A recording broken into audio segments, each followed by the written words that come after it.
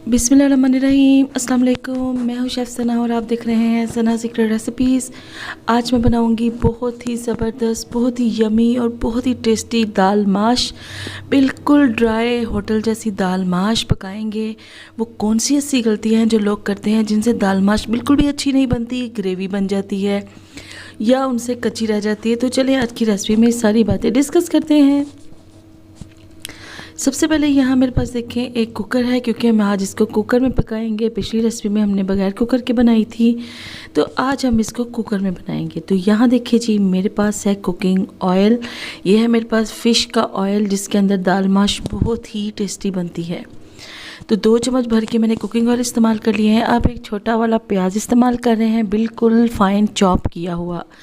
तो जी जनाब, जब तक हम प्याज को हिला रहे हैं तब तक मैं आपको एक बात बता दूं कि दाल माश जो होती है वो बहुत ही नाजुक सी दाल होती है। इसको हम आधा घंटा से 40 मिनट तक भिगो सकते हैं।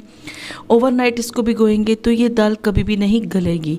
तो यहाँ देखिए जी, मेरे पास अदरक, लहसुन और हरी मिर्च कुटी हुई है, 1-1 चम्मच शामिल कर देते हैं। दूसरी बात यह है कि दाल माश को पकाने के लिए हमें इसके जो हमने सीटी लगानी होती है कुकर की, उसके ऊपर बहुत ज़्यादा कंसंट्रेशन देने की, ध्यान देने की ज़रूरत है। अगर वो 1 मिनट, 1.5 मिनट या 2 मिनट ज़्यादा भी लग जाए तो वो दाल आपकी गई। यहाँ देखिए जी, 1 टमाटर फाइन चॉप किया हुआ मैं इसके अंदर शामिल कर रही हूँ। थोड़ा सा पानी डालेंगे ताकि मसाला हमारा भुन जाए। तो जी पानी जो होता है वो दाल माश में इतना यूज़ करते हैं कि इसमें वो थोड़ी सी भीग जाए। बहुत ज़्यादा इसके अंदर पानी हम नहीं यूज़ करेंगे। मेरे पास यहाँ 1 पाव के करीब, यानी कि मेरे पास 300 ग्राम दाल है, और 300 ग्राम दाल के हिसाब से मैं उसके अंदर सिर्फ 1 गिलास पानी डालूँगी, जो मैं आपको बताती हूँ। तो इसको जब प्रेशर कुकर लगाना है तो भी हमने बहुत थोड़ा सा 1 से 1.5 मिनट के लिए प्रेशर चलाना है, इससे ज़्यादा नहीं।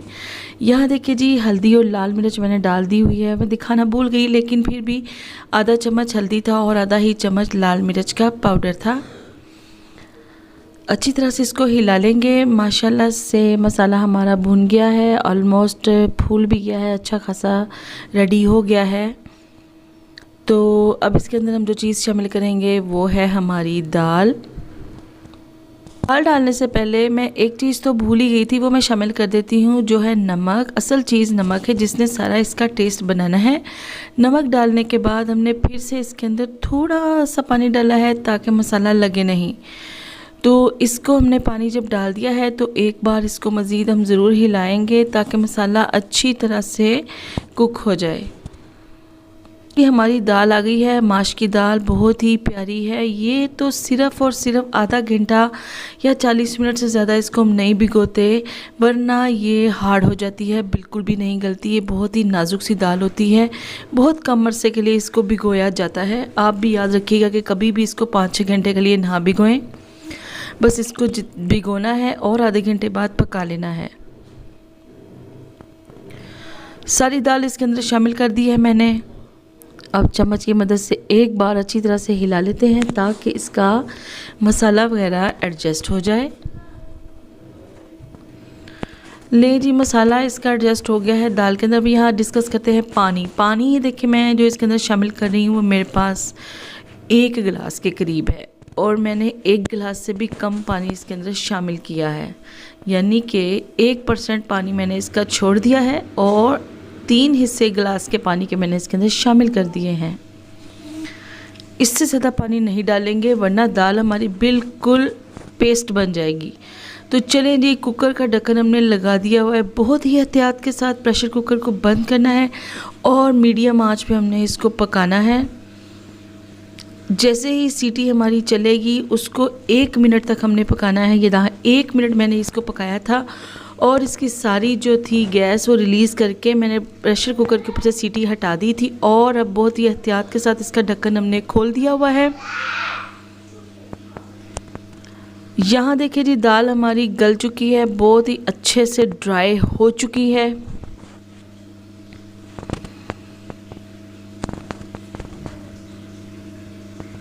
माशाल्लाह से ज़रा भी इसके अंदर पानी नहीं है, बहुत ही अच्छी ये गल चुकी है। फिर भी अगर थोड़ा सा पानी नीचे रह भी जाए तो उसकी कोई बात नहीं होती, वो 1 सेकंड के अंदर आग को चलाने से वो ड्राई हो जाती है। लेकिन अगर ओवर पानी हो जाए उसका कोई हल नहीं है हमारे पास।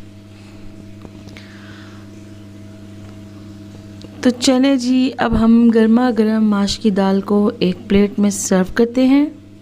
प्लेट में हम दाल माश को डाल रहे हैं और बाद में इसको किसी चपाती के साथ खाएं, रोटी के साथ खाएं, सैलड भी यूज़ करें, जैसे आपका दिल करे आप इसको इस्तेमाल करें। तो ये थी हमारी आज की रेसिपी, बहुत ही मज़े की, बहुत ही शानदार। सना सीक्रेट रेसिपीज़ को लाइक, सब्सक्राइब और शेयर करना मत भूलिएगा आपको, ताकि आने वाली हर नई रेसिपी आसानी से मिल सके। इसी के साथ मुझे दें इजाज़त, अपनी दुआ में याद रखिएगा। अल्लाह हाफिज़।